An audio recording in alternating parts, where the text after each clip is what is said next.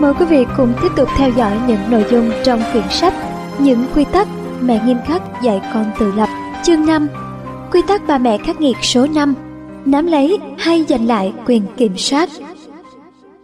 Vài năm trước, trong một lần xem TV, khi chuyển kênh tôi tình cờ thấy một chương trình khá mới của đài TLC. Tôi đã nghĩ nát óc mà không sao nhớ nổi cái tên của chương trình đặc biệt này, vì tôi chỉ xem một lần duy nhất, và theo tôi được biết không lâu sau đó chương trình này đã bị hủy bỏ. Nội dung của chương trình là mỗi số sẽ tập trung vào vấn đề của một gia đình hoặc một bà mẹ. Cô ấy sẽ nói những trăn trở của mình trong việc nuôi dạy con, và nhóm các bà mẹ khác sẽ nói ra chuyện với cô ấy thông qua chương trình và đưa ra những ý kiến giải pháp. Các chuyên gia cũng tham gia giúp đỡ, tuy nhiên họ nằm trong một cảnh quay riêng. Do đó tôi nghĩ bạn cũng có thể gọi đó là một dạng chương trình thực tế về các bà mẹ tự giúp nhau. Có một số chương trình khiến tôi ấn tượng. Chuyện kể về bà mẹ có 3 cô con gái. Cô ấy đứng trước máy quay đặt trong nhà và diễn tả mình đã phải vất vả thế nào với các cô con gái của mình. Cô ấy kể, khi bắt đầu làm mẹ, cô đã quyết định luôn cho phép con mình được lựa chọn, để con tự quyết định sẽ làm gì, ăn gì, mặc gì và đi đâu. Luôn luôn như thế, vì theo như cô giải thích, trong khi mấy đứa con vẫn đùa nghịch nhốn nháo quanh cô, là khi còn bé cô chưa bao giờ được phép làm như thế. Cô tin rằng cho con cái quyền lựa chọn trong mọi việc sẽ khiến trở nên bản lĩnh, tự tin hơn bản thân cô. Nếu chỉ để thuyết phục bản thân là mình đã xem chương trình này, chứ đó không phải là một giấc mơ tồi tệ, tôi sẽ ước có cách nào đó để chương trình này được kéo dài lâu hơn, để tôi có thể tìm được một clip trên YouTube. Dù vậy, tôi vẫn luôn nhớ được khá nhiều những chi tiết ở trong chương trình. Ví dụ, tôi thấy bà mẹ đang cố làm bữa sáng cho các con để chúng kịp tới trường. Cả 3 đứa con đã ngồi vào bàn. Cô hỏi các con có muốn ăn gì. Bạn sẽ được điểm cộng nếu đoán được rằng mỗi cô con gái mà theo tôi nhớ thì chúng tầm 4-5 tuổi đến 8-9 tuổi gì đó muốn ăn những thứ hoàn toàn khác nhau. Nên bà mẹ phải làm 3 món ăn khác nhau và sau đó hỏi xem chúng muốn thức ăn được đặt lên loại đĩa nào. Tôi thề rằng đây chính là điều tôi nhớ. Cô ấy bưng một chồng đĩa giấy dành cho trẻ con với những màu sắc và kiểu dáng khác nhau. Nếu đoán được điều tiếp theo, bạn sẽ lại được điểm cộng, hoặc bạn không nên được thưởng vì điều vừa nói đã tiết lộ phần nào rồi. Các con quay ra tranh nhau cái đĩa có kiểu dáng bắt mắt hơn, mà bà mẹ hiển nhiên chỉ có một chiếc như thế. Liệu bà mẹ này có chịu bó tay không? Bọn trẻ tiếp tục than vãn và tranh cãi về việc chúng sẽ mặc gì tới trường và chúng sẽ buộc tóc theo kiểu nào. Tốt thôi, đó chưa chắc là thứ cuối cùng, nhưng đã có thể là như thế. Và điều khiến tôi rất ngạc nhiên là những cô con gái này không tự tin vào bản thân. Thật ra chúng cũng có một chút tự tin theo kiểu chỉ cần chúng kêu gào, rên rỉ đủ điều, chúng sẽ có được thứ chúng muốn, nhưng lại chẳng bao giờ thấy hài lòng với điều đó. Bọn trẻ thật hỗn xược, nếu bằng định nghĩa từ hỗn xược là cãi lại một cách vô lễ. Chúng tru tréo một cách tinh quái, và chắc chắn đó là những đứa trẻ ích kỷ. Nếu bạn cho rằng việc bà mẹ cho con quyền lựa chọn với tất cả mọi thứ trong cuộc sống là để khiến con tự tin hơn, thì tôi xin phản biện lại rằng, ngoài việc coi mình là nhất ra, các cô con gái chỉ biết đến bản thân và đố kỵ với niềm vui sở thích của chị em mình. Chúng không hề biết quan tâm đến mẹ hay gia đình. Chúng dường như chẳng hiểu gì về bản thân mình. Những đứa trẻ đã nhầm lẫn giữa việc đạt được thứ mình muốn với làm sao để trở nên tự tin, hay dù sao đi nữa, chính bà mẹ mới là người bị. Đó không phải là bức tranh đẹp về cuộc sống gia đình, và rõ ràng bà mẹ với ý định tốt đẹp ban đầu này không hạnh phúc với kết quả thu được. Dù vậy, mãi đến khi nhận được lời khuyên chân thành từ những người bạn quán cà phê qua chương trình thực tế này, cô ấy mới nhận ra lý do tại sao. Vào thời điểm đó, con trai tôi còn nhỏ, chúng còn chưa biết nói. Thằng em thì mới sinh, còn thằng anh mới chập chững biết đi, và vẫn chưa diễn tả được ý mình muốn bằng lời nói. Lúc ấy, tất cả những gì tôi đã nghĩ là chuyện này sẽ không xảy ra với tôi. Tôi nghĩ, tại sao bà mẹ xinh đẹp đó lại nhầm lẫn giữa việc muốn đối xử dịu dàng và tôn trọng con cái như tôi đã kể. Bố mẹ cô ấy có lẽ đã không đối xử như thế với cô, với việc để chúng tự ý làm mọi việc. Tôi không muốn biến mình thành người giúp việc, đầu bếp chuyên phục vụ đồ ăn nhanh, hay kẻ dung thứ cho những hành vi ích kỷ. Chỉ đem đến cho con lòng tự trọng, theo tôi, đó là thứ con cái hoàn toàn có thể có được, chứ không phải chiếc chìa khóa mà bố mẹ cần trao để chúng vào lâu đài. Nên ngay sau đó, quy tắc bà mẹ khắc nghiệt số 5 nắm lấy quyền kiểm soát đã ra đời. Sau này, tôi thấy rằng việc duy trì và giữ vững quyền kiểm soát cho đến tận hôm nay, việc duy trì vị thế là người lớn trong nhà, không giống với việc trở nên độc đoán hay tước đoạt quyền dân chủ. Thay vì thế, đó là quyền uy. Điều này có nghĩa là khi bạn có quyền uy, bạn sẽ tạo cho con cảm giác thoải mái vì luôn có người đảm trách việc chèo lái con thuyền gia đình. Việc của bố mẹ là quan tâm lo toàn cho mọi chuyện, còn việc của con cái là trưởng thành. Ngược lại, bố mẹ độc đoán là những người sống trong một thế giới yêu cầu con cái chỉ được nhìn chứ không được lắng nghe. Tôi hy vọng các bạn đồng ý với tôi là những cha mẹ có uy, luôn nắm quyền kiểm soát, là những người nuôi dạy được con cái trưởng thành tự tin, tự lập và khiêm tốn nhất theo những cách hợp lý. Những bậc cha mẹ uy quyền nắm quyền kiểm soát không đời nào sinh ra những đứa con mà chúng nghĩ rằng hạnh phúc là lấy được chiếc đĩa cuối cùng có hình chuột mini. Ai phải chịu trách nhiệm ở đây? Người mẹ trên chương trình TV đó, thỉnh thoảng tôi lại tự hỏi cô ấy sống ra sao với ba con gái đã ở tuổi mới lớn, đã có ý định thật tốt. Ai lại không muốn con mình cảm thấy hài lòng với bản thân chúng cơ chứ? Nhưng rõ ràng cái đáng chê trách là cách mà cô ấy nuôi dạy con chắc chắn sẽ đưa đến kết quả ngược lại. Cho con lựa chọn mọi thứ có thể khiến con không những không nên người mà còn trở thành kẻ hay nổi loạn, cáu kỉnh và ích kỷ. Đó không phải điều bạn muốn đúng không? Tôi cũng không muốn thế. Và thậm chí đây là vấn đề quan trọng hơn cả việc làm thế nào để trẻ không trở nên tham lam ích kỷ. Đây là toàn bộ vấn đề nắm quyền. Ai là người nắm quyền điều khiển, ai là người cầm lái, bạn hay con bạn? Đây là một sự thật quái gở về bọn trẻ. Chúng muốn trở thành người kiểm soát, điều đó bộc lộ qua những gì chúng nói. Nhưng nghịch lý ở chỗ chúng cũng không muốn kiểm soát. Nếu bạn nghe thấy điều ẩn sâu trong những lời chúng nói, đấy chính là ấn tượng của tôi về ba cô bé trên. Trong lời than vãn nài nỉ của chúng, bạn sẽ nghe ra những lời này. Làm ơn đi mẹ, làm ơn đi, chỉ cần nhắc chúng con mặc áo mưa vì hôm nay trời mưa thôi có được không? Và khi chúng con phàn nàn về việc không có được chiếc đĩa của mình muốn, xin hãy nhắc lại câu tục ngữ bọn con được dạy từ hồi mẫu giáo. Bạn có những thứ bạn phải có, và bạn không phải buồn. Đúng là chúng con thường cào nhau dậm chân bực bội khi nghe câu đó, nhưng chúng con cũng yêu điều đó. Tôi thề là mình đã há hốc mồm ngạc nhiên khi xem chương trình đó, và sau đó tôi đã cố xem tiếp cho đến khi có thể chắc chắn rằng các bà mẹ ngồi trong quán cà phê và vị chuyên gia được mời đến tư vấn ở đầu chương trình đều có quan điểm giống tôi, và thật may là như thế. Tôi sẽ không thể dịu dàng được như họ nếu tôi ở quán cà phê đó gọi một tách latte và một miếng bánh Hương Quốc ít béo. Bà mẹ đầy hy vọng bối rối ưu phiền này đã được những người bạn và vị chuyên gia tư vấn rằng cô cần phải quản lý con cái mình. Có rất nhiều cách tăng cường sự tự tin của chúng trong việc đưa ra lựa chọn cho riêng mình mà không cần phải cho chúng mọi thứ có sẵn rồi hy vọng điều tốt đẹp nhất sẽ đến. Bà mẹ ấy đã không thực hiện được ý định ban đầu của mình là giúp cho các con tự tin hơn bằng cách cho chúng quyền quyết định. Cô ấy đã nhầm lẫn giữa việc trao cho con quyền lựa chọn với việc làm con cảm thấy tự tin với bản thân mình. Nên thay vì có kết quả như mong muốn, điều đó lại khiến bọn trẻ bất an và lo lắng. Bạn không thể thay đổi thời thơ ấu của mình bằng cách áp đặt lên con cái bạn. Chúng không phải là vật thí nghiệm hay một dự án, mà là những đứa con bạn phải có trách nhiệm nuôi dưỡng con thành người trưởng thành. Hy vọng những người trưởng thành này sẽ không biểu môi hờn dỗi khi không có được chiếc đĩa mình thích, hay một công việc họ thấy mình đáng được có, hay một chiếc xe hơi trông thiệt sang trọng như chiếc của nhà hàng xóm khi mà họ chưa làm được gì để xứng đáng có công việc hay chiếc xe hơi đó. Những lựa chọn thật tuyệt, chúng giúp bọn trẻ cảm thấy như thể chúng có tiếng nói quyết định thắng bại của bản thân, cũng như có trách nhiệm với cuộc sống cả đời mình. Tuy nhiên, những lựa chọn cũng khiến chúng trở thành những người hời hợt hơn. Con muốn mặc cái áo len màu hồng hay màu đỏ? Đối lập hẳn với, con thấy có nên mặc áo len hôm nay không? Ngoài trời lên 30 độ rồi đấy. Những vấn đề kiểm soát. Ý tưởng cha mẹ phải nắm quyền kiểm soát nghe thật tuyệt đúng không? Ý tôi là ai lại không muốn con cái mình vừa tự tin vừa ngoan ngoãn cơ chứ? Nhưng quyền kiểm soát cũng rất dễ tuột khỏi tay bạn, đặc biệt khi lợi ích có vẻ rất lâu nữa mới thấy. Mặc dù nhiều lợi ích cũng không xa xôi lắm đâu, rồi bạn sẽ thấy. Còn những tác hại thì ngay trước mắt và khá nhức nhối như cãi cọ, than vãn, phản kháng, kiểu nhưng lần trước chị ấy đã có được chiếc đĩa màu hồng rồi mà. Nhưng trái lại, không phải lúc nào bạn cũng mất quá nhiều thời gian để thấy được những lợi ích mà việc này mang lại cho con bạn. Đây là đôi điều về việc bọn trẻ than vãn và cãi lại. Nếu ngay bây giờ bạn ngăn chặn điều này và kiên quyết làm thế, tình hình sẽ nhanh chóng trở nên tốt đẹp hơn. Ồ chắc rồi, mặc dù bạn phải làm đi làm lại điều ấy, việc này cần có sự kiên định, do đó có lẽ bạn phải kiên trì thực hiện thay vì 4 ngón tay hóa phép. Nhưng cuối cùng con bạn sẽ nhận ra chúng không thể chống lại cả hội đồng thành phố, và tất nhiên bạn là thị trường. Tôi tin rằng điều này mang sức mạnh giống như triết lý tôn giáo. Một gia đình có con nhỏ không thể yên ấm nếu áp dụng chế độ mỗi người một phiếu. Thực tế, một gia đình dân chủ, mỗi người ở từng độ tuổi khác nhau sẽ được nắm quyền kiểm soát ở mức độ tương ứng, ngay cả những người chưa có nói sỏi tiếng mẹ đẻ, chính là nguyên nhân của các vụ lộn xộn. Hãy lấy bữa tối làm ví dụ, nếu bạn định hỏi ý kiến con tôi về việc nấu gì cho bữa tối, bạn sẽ nhận được rất nhiều câu trả lời, nhưng quan trọng đó là một danh sách giống nhau.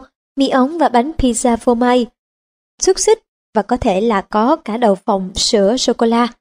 Thật may là chúng không phải là người chọn món, dù những món ăn trên thường xuyên lặp lại tuy không trong cùng một bữa ăn và được bày trên những chiếc đĩa do tôi chuẩn bị. Tôi mới là người chọn món, cả chồng tôi nữa. Hồi nhỏ tôi thường hỏi mẹ, giống câu mà con tôi hay hỏi bây giờ: mẹ ơi, tối nay chúng ta ăn món gì? Và mẹ tôi thở dài: mọi thứ mà con ghét. Nghe có vẻ khắc nghiệt đúng không? Không phải đâu, ít nhất tôi cũng không nghĩ vậy. Tối hôm đó tôi chỉ thấy thất vọng mà thôi. Và nói thật là dù bây giờ tôi có thể ăn được mọi thứ trừ xò sống, sushi và nấm, nhưng trước đây tôi là đứa trẻ rất kén ăn. Nên mẹ tôi nói đúng, tôi rất ghét ăn mọi thứ. Có một bước thay đổi rất lớn từ thế hệ mẹ tôi, mọi thứ con ghét, đến thế hệ các bà mẹ ngày nay. Con muốn ăn gì nào con yêu, ra ngoài ăn gà rán KFC hay món gà tẩm bột rán ở nhà. Nói không với những bình tu. Xin được tiết lộ tất cả ở đây, tôi đã từng có một tủ bếp đựng toàn bình tu. Tôi đã thử qua tất cả để tìm ra chiếc bình hoàn hảo quỳ quặt. Nhưng tại sao? Tôi nghĩ sau khi vứt hết chúng vào thùng rác, tại sao tôi lại biến mình thành nô lệ cho những chiến van bình móc meo kinh khủng đó, thứ giúp bọn trẻ uống được nước khi lộn ngược bình. Tôi ước gì mình đã không làm thế. Những chiếc bình khá đắt, đặc biệt nếu bạn phải tiếp tục mua bình mới vì nó mới hơn hay tốt hơn, hoặc vì những cái bình cũ đã bị mất, hoặc vì đứa trẻ một khi đã thích cái gì mà có hình Transformer sẽ không dùng cái bình có hình công chúa Disney nữa. Chúng thật phiền phức và còn mất vệ sinh nữa. Và đối với tôi, khi nhớ lại ngày xưa, những chiếc bình cho thấy thời đại đã thay đổi. Từ một thời đại mà chúng ta chuẩn bị cho con cái sẵn sàng bước vào thế giới người lớn, một thế giới mà người ta uống nước bằng cốc, tới một thời đại mà chúng ta sắp đặt lại thế giới của mình và cả phòng bếp của chúng tôi để nó trở nên thân thiện với con. Khi các nhà sản xuất phát minh ra và mang bán một loại cốc không bị tràn nước khi đứa trẻ uống nước trong ô tô hay trên ghế đệm, chúng tôi đã tìm được loại bình tu lý tưởng cho con mình. Chúng tôi không còn hỏi những câu như: những đứa trẻ không uống nước trên ghế đệm hay ô tô thì ra sao? Khi chưa có con, tôi ở dưới tầng hầm nhà chị gái chơi đổ xí ngầu với mấy đứa con của chị và bố tôi. Bọn trẻ uống nước bằng túi giấy. Bạn biết là túi đó đấy, có cắm ống hút. Và tôi hỏi bố một cách nghiêm túc, điều này chợt nảy ra trong đầu tôi. Hồi tôi còn nhỏ, khi bình tu hay hộp nước ép vẫn chưa ra đời, ngày xưa bố mẹ đã cho con uống bằng cách nào ạ? Ông trả lời bình thản: con uống nước bằng cốc ở trên bàn bình thường, giống người bình thường chứ sao? Bằng một chiếc cốc ở trên bàn như một người bình thường. Chúng tôi đã thay đổi từ một thời đại mà lũ trẻ phải học theo người lớn, thế giới của họ, thế giới mà một ngày nào đó chúng sẽ thừa kế, một thế giới mà trừ các phi hành gia, người ta không uống nước từ các túi bạc đựng nước ép, tới một thời đại mà việc thay đổi mọi thứ để bọn trẻ cảm thấy thoải mái là điều hết sức bình thường. Thật ra là bắt buộc phải thế. Tôi đoán đây là lý do vì sao ô tô có nhiều giá giữ cốc như thế. Tôi đã quen với việc tạo điều kiện cho con ăn uống trên xe. Tôi bắt đầu cảm thấy cần chỗ để cốc nước cho người lớn, loại cốc giống như cốc cà phê Starbucks. Vậy liệu bạn có thể giúp tôi làm gì đó không? Nếu bạn vẫn còn những chiếc bình tu nhỏ nhỏ đó, bạn có dạy con uống nước bằng cốc trên bàn như người bình thường? Cảm ơn bạn nhiều nếu bạn có. Tại sao chúng ta lại mất kiểm soát? Tại sao chúng ta lại rơi vào cảnh này? Sao chúng ta lại rơi vào tình cảnh mà thậm chí đến một chương trình TV cũng nói về người mẹ không hiểu rằng cho con cái, những đứa trẻ còn chưa với tới nút bấm trên lò vi sóng, quyền kiểm soát là một ý tưởng không thể thông minh sáng suốt. Chúng ta đã lâm vào tình cảnh này thế nào? Đã có một vài sự thay đổi từ từ có 1-2 thế hệ gần đây. Tất cả những chuyển biến đó sẽ khiến chúng ta nghĩ rằng nới lỏng sự kiểm soát của cha mẹ là một ý tưởng hay. Mặc dù nếu bạn nhìn lại những đứa trẻ được cho đủ quyền, nhưng kết quả mà quan niệm đó mang lại, bạn sẽ thấy nó chẳng hay ho tí nào. Sự nghiêm khắc thay đổi. Cha mẹ chúng ta, hoặc ít ra là rất nhiều người trong số họ, thật nghiêm khắc. Còn chúng ta thì sao? Chẳng mấy người nghiêm khắc được như thế. Phần lớn cha mẹ chúng ta nghiêm khắc hơn những ông bà bố mẹ ngày nay. Và không chỉ thế, điều quan trọng hơn, đó là sự nghiêm khắc của cha mẹ chúng ta ngày xưa được xem là điều rất bình thường chứ không hề khắc nghiệt. Thời đó người mẹ phải nghiêm khắc, nắm quyền quản lý và đảm đương mọi việc, bởi đó là việc của bà. Nhiều bậc cha mẹ ngày nay thì ngược lại, trong nhiều khía cạnh khác của việc nuôi dạy con cái, họ khao khát được loại bỏ cách dạy con của cha mẹ mình hơn là học tập những gì họ đã làm. Khao khát được tạo ra phiên bản con cái mới, muốn trở thành bạn của con chứ không phải là người chỉ huy của chúng. Nhưng chẳng lẽ lại không có sự giao thoa giữa hai thế hệ? Bố mẹ tôi rất nghiêm khắc theo quan điểm truyền thống. Tôi phải tuân thủ giờ ngủ, đúng. Phải rửa bát, đặc biệt rửa rau và đôi khi rửa cả những thứ tôi không thích như gan và hành. Tôi phải làm việc nhà. Nhưng vào mùa hè tôi cũng được ăn kem và bố mẹ tôi dù nghiêm khắc vẫn đưa tôi đi đến công viên Disney World hồi nó mới mở. Như tôi đã nói, nghiêm khắc đã từng là điều ngầm định sẵn, được thừa nhận hiển nhiên là như thế. Dù vậy, một số người chỉ còn nhớ tới những lần cố gắng chống lại nội quy gia đình. Chúng ta quên đi chuyện được ăn kem, và dù bây giờ đã là cha mẹ, chúng ta vẫn quên rằng có lẽ ngày xưa cha mẹ của chúng ta cũng đã cố để làm những gì tốt nhất có thể. Mà chỉ nhớ hoặc chỉ muốn nhớ rằng mẹ thật bất công khi bắt chúng ta phải ăn món mẹ nấu mà không được quyền chọn món mì ống trộn phô mai, hay chúng ta phải chơi một trò thể thao nào đó sau giờ học vì giống như nghĩa vụ, việc nhà, bổn phận tôn giáo. Tóm lại, đó chưa phải là tất cả về thế hệ của chúng ta. Bố mẹ là người nắm quyền kiểm soát, và từ bé tôi đã hiểu điều đó. Không phải tôi hiểu vì tôi học được điều đó, mà nhờ bản năng tôi hiểu rằng đó là điều hiển nhiên không thể thay đổi. Vốn dĩ nó là như thế. Tôi chẳng bao giờ nghĩ sẽ đòi mẹ một chiếc đĩa khác chiếc đĩa của chị tôi, những món ăn khác trong bữa tối, hay nếu tôi có đòi, tôi cũng biết trước rằng bố mẹ tôi sẽ chẳng để ý đến đòi hỏi của tôi đâu. Điều đó không có nghĩa là tôi không cố gắng lách ra khỏi sự kiểm soát của cha mẹ. Rốt cuộc đó là việc hiển nhiên trẻ con sẽ làm. Chúng luôn cảm thấy bị kiểm soát và chúng luôn tìm cách để thoát ra. Nhưng khi nhớ lại ngày xưa, chúng tôi đều biết rằng dù những nguyên tắc là gì đi nữa, và dù chúng tôi có thích hay không, thì chúng không nhất thiết phải dễ thỏa hiệp, nhất là với những nguyên tắc trọng yếu. Cha mẹ đưa ra những nguyên tắc cho cả nhà. Một số nguyên tắc được nới lỏng, nhưng một số nguyên tắc lại bị thắt chặt. Ví dụ, chúng tôi không được đi đến nhà bạn mà không có bố mẹ ở nhà. Những đứa trẻ khác, theo tôi biết, thì lại được phép, và con cái thì phải tuân theo hoặc chấp hành nghiêm chỉnh quy tắc đó, hoặc tìm cách lách luật. Chẳng hạn như bạn biết đấy, nói dối về việc ông Sullivan có ở nhà, dù tôi không biết thực tế có phải vậy không. Nhưng bọn trẻ ngày xưa chưa từng tự hỏi liệu chúng có thay đổi được các nguyên tắc hay không. Tất nhiên, chúng ta đang nói về những đứa trẻ đã lớn hơn một chút, đã có khả năng nài nỉ cha mẹ đi ngủ lúc 8 giờ á, 9 giờ được không mẹ? Cho tụi con đi ngủ muộn hôm nay thôi, 8 rưỡi nhé mẹ. Nhưng ngày nay, những nguyên tắc của cha mẹ ngay từ đầu có vẻ đã quá dễ thỏa hiệp, kể cả với những đứa trẻ sơ sinh. Thời nay, việc bọn trẻ thuyết phục được cha mẹ chẳng phải chuyện gì đó phi thường. Mẹ ơi nhìn kia, giá mà mẹ cho con tự đi đến chỗ đó thì thật tuyệt. Đừng đặt con trong chiếc xe đẩy như con nít nữa, con muốn tự đi đến đó. Tốt hơn là đi dạo khu đồ chơi mẹ nhé. Cảm ơn mẹ. Đó chính là điều mà các bậc cha mẹ luôn trăn trở. Nếu con mình cứ dậy dựa trong chiếc xe đẩy thì mình có cho nó đi ra không? Chúng ta bắt đầu suy nghĩ, mình không muốn dùng lại chiếc xe đạp cũ kỹ của chị, việc đó thật đáng ghét, mình sẽ không bao giờ làm thế với con cái. Bạn có nghĩ rằng bất cứ quan điểm nào bạn thấy nó quá nghiêm khắc thì bạn phải có nghĩa vụ ngăn chặn không cho nó xảy ra trong gia đình bạn. Bắt con bạn ở chung phòng ư? Bắt chúng ăn rau chân vịt nhớt nheo ư? Bắt chúng dọn dẹp sau bữa tối ư? Chúng tôi sẽ không làm thế, tôi sẽ không làm thế, không đời nào. Đây mới là vấn đề. Tôi đã từng rất ghét ăn rau chân vịt, nhưng tôi vẫn ăn vì tôi biết mình không thể nài nỉ xin xỏ. Khi tôi lớn, tôi ghét dọn dẹp sau bữa tối, đặc biệt những bữa tối có món sườn nướng và chiếc chảo nướng cháy đen. Nhưng tôi vẫn phải dọn dẹp.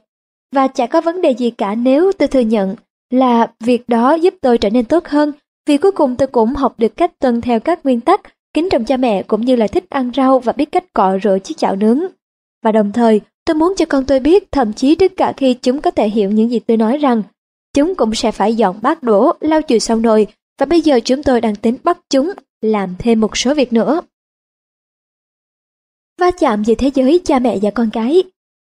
Vì nhiều nguyên nhân như ngày càng có nhiều gia đình mà cả cha mẹ đều phải đi làm, có nhiều người phải sống trong những cộng đồng khép kín, nơi có rất ít trẻ em được tự do chơi ngoài phố hay trong công viên. Ngày càng có nhiều hoạt động ngoại khóa có tổ chức, kiểu các môn thể thao yêu cầu cha mẹ phải giám sát và đi cùng con cái. Cuộc sống của chúng ta và con cái thời nay dường như có nhiều va chạm hơn so với các thế hệ trước đây. Tôi còn nhớ những trò vui của tôi ngày xưa, dù ở trong nhà hay ngoài trời thì ít nhiều đều diễn ra trên chỗ vui chơi của riêng tôi. Trong khi đó, có vẻ như các bậc cha mẹ ngày nay lại ngồi trên sàn cùng trò chơi Candyland, hay ngồi trên ghế đá công viên khi những đứa con chơi đua quay hoặc chạy theo chiếc xe đạp của con mình. Ngày nay có một số thay đổi đáng mừng, thật vui khi bố mẹ chơi cùng con cái, vâng việc này khá tốt, và một số thay đổi là cần thiết vì nhiều nơi trong khu phố của tôi không đủ an toàn để cho bọn trẻ đạp xe một mình. Ngày xưa tôi từng đạp xe một mình như thế, nhưng khi đó tôi sống ở khu phố có ngõ cụt và có đường đi bộ. Tuy nhiên theo tôi có một số thay đổi, một số va chạm tự nhiên giữa cha mẹ và con cái, và không đáng hoan nghênh cho lắm, vì nó khiến bố mẹ can thiệp quá nhiều vào chuyện của con cái, không cho chúng một vùng trời riêng. Nhớ hồi còn bằng tuổi con trai tôi bây giờ, tôi được phép tự do sử dụng thời gian rảnh rỗi của mình. Tôi không tham gia một buổi trại hè nào, nhưng mùa hè vẫn trôi qua thật nhanh, dù tôi vẫn chưa chơi trò Games of Life hay trò rọi đèn pin trong con ngõ cụt khi trời tối.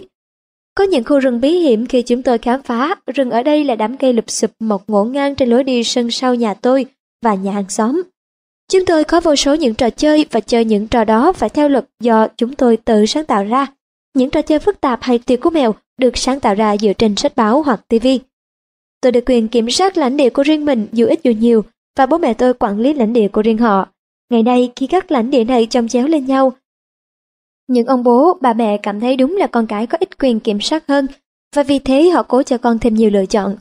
Tuy nhiên một khi phân tích nó, bạn sẽ thấy đó không phải là cách hay để xem xét sự việc.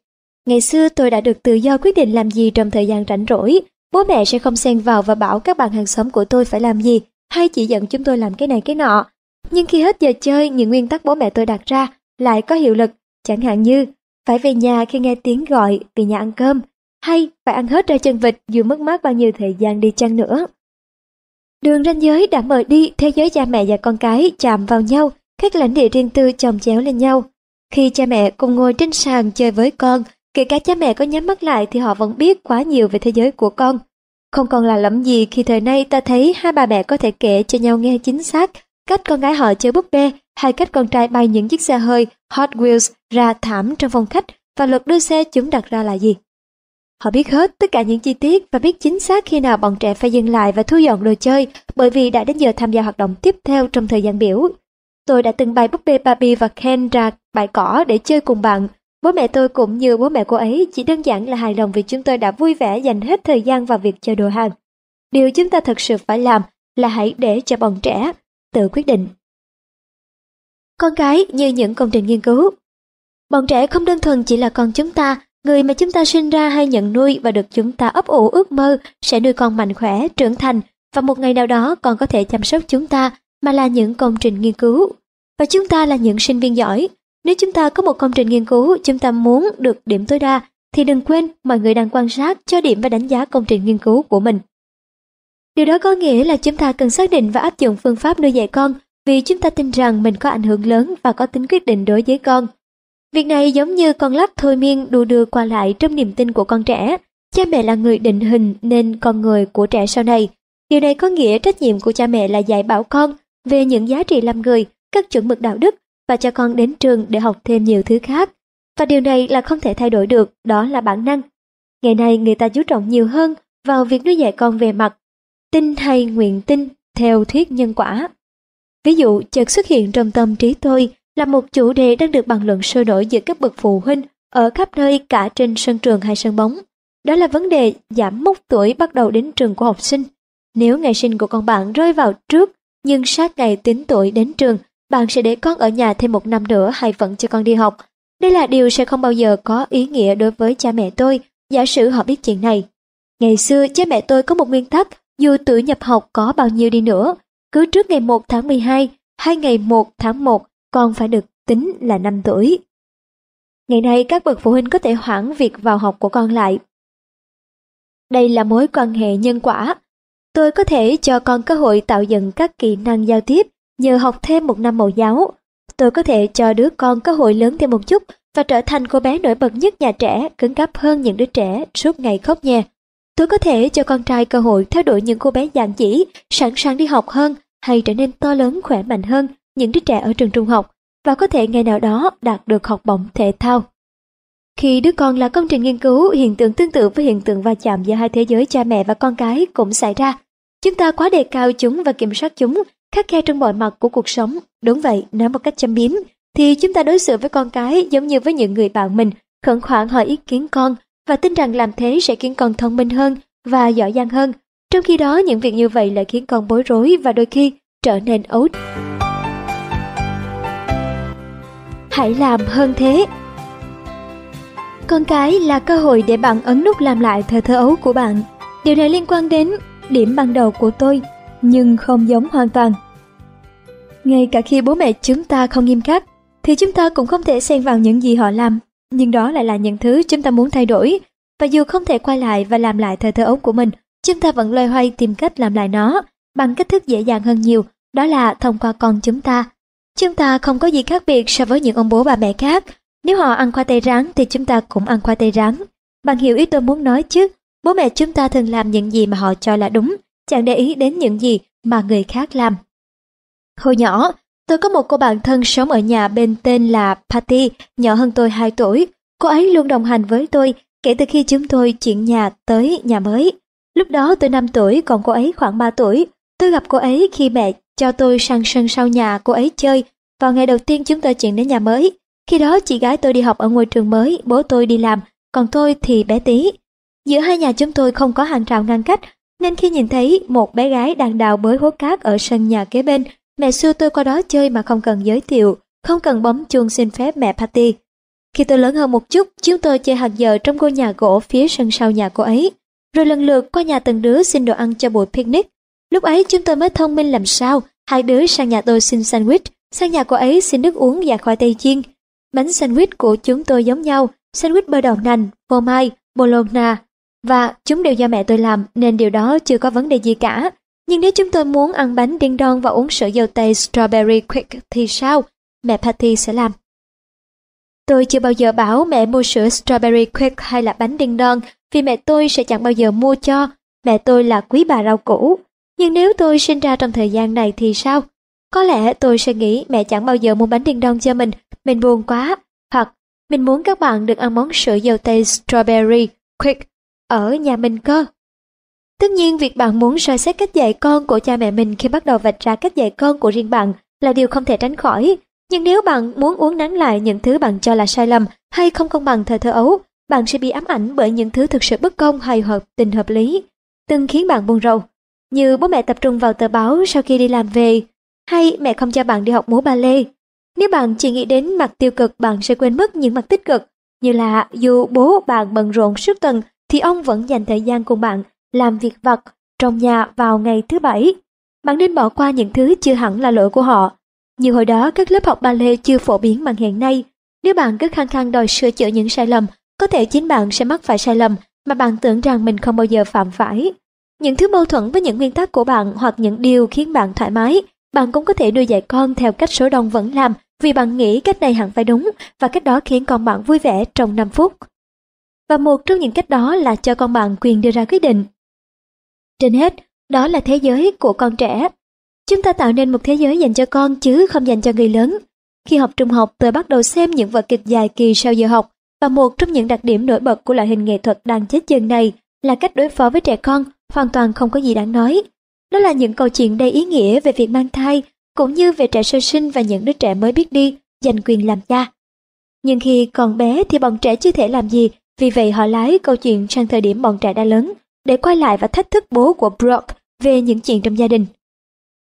Cùng lúc đó, bạn sẽ không phát hiện ra gia đình trong vở kịch có sự xuất hiện của trẻ con, bởi không có đồ chơi bày bừa ra, không có tình trạng lộn xộn, không có món gà lăng bột rán trong phòng ăn hay những đôi giày bóng đá lem luốc bùn đất trong phòng tập. Ngôi nhà có vẻ hoàn toàn không bị đảo lộn và không có thay đổi gì, dù có trẻ con sống ở đây. Thế giới hiện thực hoàn toàn đối lập với cảnh tượng trong vở kịch. Chúng ta sống trong một thế giới mà nếu có một đứa trẻ xuất hiện, thì ngay cả phòng khách giản dị cũng được sắp xếp lại cho giống với cuốn catalog của One Step Ahead, hay giống một nơi trông trẻ hoặc phòng trưng bày của cửa hàng Little Tikes. Thế giới đơn giản vì bạn nghĩ đơn giản, nhằm làm nổi bật đồ đạc của con, sự thoải mái của con, đồ ăn con cần và sự an toàn của chúng. Đừng bảo tôi sai, vì lý thuyết tôi muốn một ngôi nhà gọn gàng sạch sẽ giống các chương trình trên TV, nhưng tôi biết điều đó là không thể và chỉ là mơ mộng. Tôi có con nhỏ và chúng sống cùng tôi, những chiếc ô tô đồ chơi bị giấu kỹ dưới thảm trong phòng khách nên tôi thường không nhìn thấy chúng. Vì vậy khi dẫm phải một chiếc Ferrari xuất xứ từ Trung Quốc, tôi rụt chân lại vì đau và không ngừng chửi rủa. Tôi không muốn trở thành người lạ trong chính ngôi nhà của mình. Khi tôi sinh con đầu lòng, bộ đi văn trắng ngà dần chuyển sang màu ố. Tôi gọi nó là Speed Up Chick. Tôi thấy hài lòng với điều đó. Tôi biết việc cố giữ chiếc ghế không dính bẩn là điều không thể. Nhưng không có nghĩa là tôi để đứa con còn chưa cầm chắc bát cơm, muốn làm gì thì làm. Khi bố mẹ sinh con ra, rồi dần dần thích ứng với con cái cũng như đồ đạc của con, đồ chơi, giày dép, sách vở, xe đạp trong nhà, họ chấp nhận thay đổi ngôi nhà của mình từ trước khi đứa bé được sinh ra, và nếu không thì cũng ngay sau đó. Do đó bạn có thể thấy những gia đình trong chương trình The House Hunter, tạm dịch là người săn nhà của HGTV, phải đào móng cho một ngôi nhà rộng 1.800 foot để có chỗ rộng hơn, thân thiện với trẻ con hơn vì họ sắp có con. Ồ, chúng ta không thể có những cầu thang này Elijah nhỏ bé biết làm sao? Chẳng lẽ sau này Elijah lại không thể lên nổi cầu thang hay sao? Khi tôi mang thai đứa con đầu lòng Maria, bạn tôi, người mà sau đó cũng là mẹ, đứng trong căn hộ của tôi và nói, chỗ này sẽ sớm có đầy đồ chơi và rực rỡ sắc màu. Điều đó đã không xảy ra. Ồ chắc rồi, chúng tôi đã chuyển cái bàn cà phê sang góc phòng khách khi con tôi bắt đầu tập đi. Một phần lý do là để giúp con không bị đụng đầu vào cạnh bàn, phần khác vì căn hộ không to cho lắm, nên cần dọn chỗ cho con tôi chơi đùa một chút, và đó là điều nên làm. Nhưng trong căn phòng nhỏ đó, chúng tôi chỉ dọn dẹp ngăn cuối giá sách để xếp đồ chơi và sách vở cho con, đặt chiếc củi và chạn bát vào góc phòng ăn. Đó là tất cả những việc biến nhà tôi thành chỗ thân thiện với trẻ nhỏ. Hồi ấy trong nhà tôi luôn có những chiếc ô tô đồ chơi vứt bừa bãi, những quyển tạp chí Highlight nằm rải rác trong bếp cùng với các loại tạp chí khác như tờ New Yorker của tôi và tờ Money của chồng tôi. À vâng, có một phòng giải trí ở tầng trệt được sơn những màu sắc mà tôi sẽ không bao giờ sơn cho những phòng sinh hoạt chung khác. Nhưng dù sao đó vẫn là ngôi nhà của người lớn, nơi con cái tôi sẽ lớn lên. Nó khác hẳn với ngôi nhà được đơn giản hóa hoàn toàn cho hợp với con. Giành lại quyền kiểm soát. Chúng ta lấy lại tay lái và giữ quyền kiểm soát bằng cách nào? Hãy can đảm lên trước khi bạn định thử. Ý tôi là đừng nghĩ rằng mọi chuyện đã quá muộn. Khi phòng ăn nhà bạn bừa bãi những thứ đồ chơi leo núi của Little Tikes, tủ lạnh đầy món gà viên chiên, điều khiển tivi bị giữ khư khư trong tay con, bạn nghĩ sẽ không thể lật ngược được tình thế này. Nhưng bạn sai rồi. Trước hết hãy nhớ rằng trẻ con rất hay thay đổi. Đây là sự thật. Chúng khóc thét lên vì đầu gối bị trầy xước, và khoảng 10 phút sau chúng đã vui đùa ngay được. Lúc đó đầu gối đã được băng bó và nước mắt khô đi, chỉ còn vệt lem luốc trên mặt. 2 ngày sau, vết thương nhanh chóng lành lại mà chẳng để lại bất kỳ một vết sẹo nào. Việc thay đổi thói quen của con cũng tương tự như thế. Đầu tiên bạn hãy cứng rắn, có thể con sẽ khóc, có thể cần băng gạc, nhưng con sẽ vượt qua được. Nhận thức của chúng sẽ thay đổi sớm thôi. Bọn trẻ sẽ nhận ra rằng, lấy ví dụ này, lấy từ chính gia đình tôi, sau bữa tối TV là của mẹ. Ồ chắc chắn chúng có thể đòi hỏi và chúng sẽ làm vậy. Nhưng câu trả lời là, không, rất tiếc con yêu, nhưng con có thể xem chương trình House Hunter với mẹ nếu con muốn. Điều thứ hai là hãy luôn nhớ đến các phần thưởng. Hãy quay lại ví dụ đầu chương này. Hãy thử tưởng tượng rằng bà mẹ, người muốn giúp con cái tăng lòng tự trọng, sẽ làm được điều đó bằng cách giành lại quyền kiểm soát.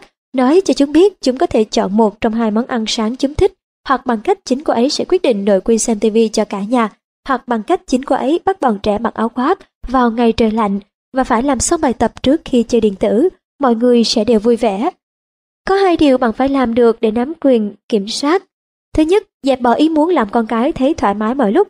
Không phải lúc nào con bạn cũng thấy dễ chịu, và đôi khi chính bạn là lý do khiến chúng khó chịu. Thử nghĩ xem con trai tôi đã khó chịu thế nào khi hết giờ chơi máy tính, hoặc khi chúng không có bữa ăn đêm sau khi dự tiệc ở trường về. Đúng thế, chúng sẽ bực bội. Nếu tôi nhượng bộ chúng sẽ rung lên vì sung sướng. Nhưng khi tôi không nhượng bộ, nỗi bực tức của chúng sẽ tiêu tan nhanh chóng. Trẻ con muốn thoát khỏi việc bị bao bọc, bởi đó là việc của chúng. Còn tôi phải cố hết sức để bao bọc chúng lại, bởi đó là việc của tôi. Tôi từng thắc mắc tại sao chúng lại nhanh chóng từ bỏ và quên hết mọi chuyện như thế. Còn tôi lại luôn phải cố hết sức để nhớ trong cuộc đấu trí hàng ngày này. Và chỉ trong 5 phút, chúng quên mất que kem mà chúng nhất định phải có. Thứ hai, đó là dẹp bỏ ý muốn trở thành bạn thân nhất của con. Việc muốn trở thành bạn thân nhất của con có vẻ là một ý tưởng hay, nhưng điều này không bao giờ thành hiện thực. Cùng nhau vui đùa, có. Âu yếm vuốt ve cùng nhau xem TV, có. Ra ngoài chơi bóng ném bóng đá, hoàn toàn có thể. Chơi một trò chơi dài kỳ Monopoly, tốt thôi. Hãy để hết những việc đó cho chồng tôi, nhưng chắc chắn rằng tôi không thể trở thành bạn bè của con. Bạn có biết điểm khác nhau là gì không? Nếu chúng tôi chơi ném bóng, chúng tôi có thể rất vui, nhưng tôi vẫn là người phải nói những câu như đừng ném bóng vào vườn cà chua. Tôi cũng sẽ là người nói chúng ta đã đeo kính râm vào sau cổ con trước khi đi ra ngoài chơi nhỉ. Và tôi cũng là người phải nói thôi trời tối rồi, mẹ phải nấu bữa tối đây. Nhiều bậc cha mẹ vẫn giữ cái mục tiêu cao cả và có vẻ ngọt ngào là khiến con cái xem họ như những người bạn thân, và điều đó khiến họ không thể giữ vững những nguyên tắc cũng như quyền kiểm soát của mình. Nếu bạn trở thành bạn tốt của con, bạn sẽ không thể giữ chặt được lớp vỏ bao bọc bọn trẻ, trong khi bọn trẻ cứ cố xé toạc nó ra. Xin lỗi vì đã quá lạm dụng phép ẩn dụ. 5 lý do hàng đầu để luôn là người nắm quyền. Thứ nhất, kiểm soát cái TV. Bạn giữ cái điều khiển, bọn trẻ phải xin phép bạn để được dùng nó. Tin tôi đi, đó là vật vô giá vì bạn nắm quyền kiểm soát, nên bạn không cần phải nhân nhượng cho đám trẻ con này bằng cách mua cho mỗi phòng một cái TV.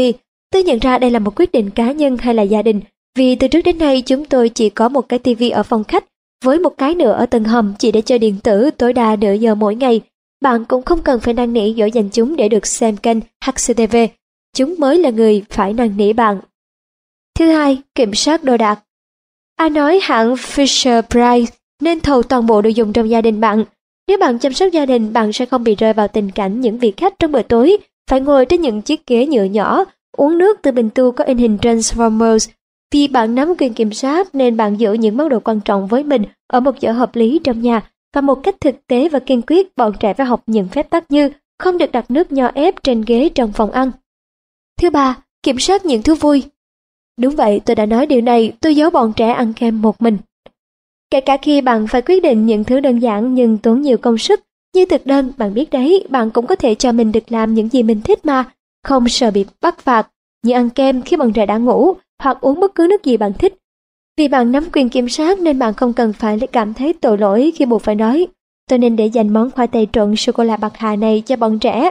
Chẳng có lý do gì để bạn phải để dành kem que và không được phết thứ gì đó ít béo hoặc không bơ mà bạn thích, nếu đó là kiểu bạn thích. Và nếu con bạn nói giống con tôi, mẹ ơi cho con ăn một ít nhé, bạn có thể kiên quyết nói, đó là kem dành cho người lớn, và không cảm thấy tội lỗi một chút nào. Thứ tư, kiểm soát ý nghĩa của từ quà sinh nhật. Nếu bạn yên ổn với cuộc sống mà người lớn nắm quyền kiểm soát, bạn sẽ không gặp phải những rắc rối cứ xuất hiện mỗi năm 2 lần vào sinh nhật bọn trẻ và dịp lễ Tết. Thậm chí khi bạn nhìn thấy mình không thể lôi hết đống đồ chơi của năm ngoái ra vì phòng giải trí, phòng của con, phòng làm việc, phòng khách và những chỗ trống trong bếp và phòng tắm đã chứa đầy đồ chơi.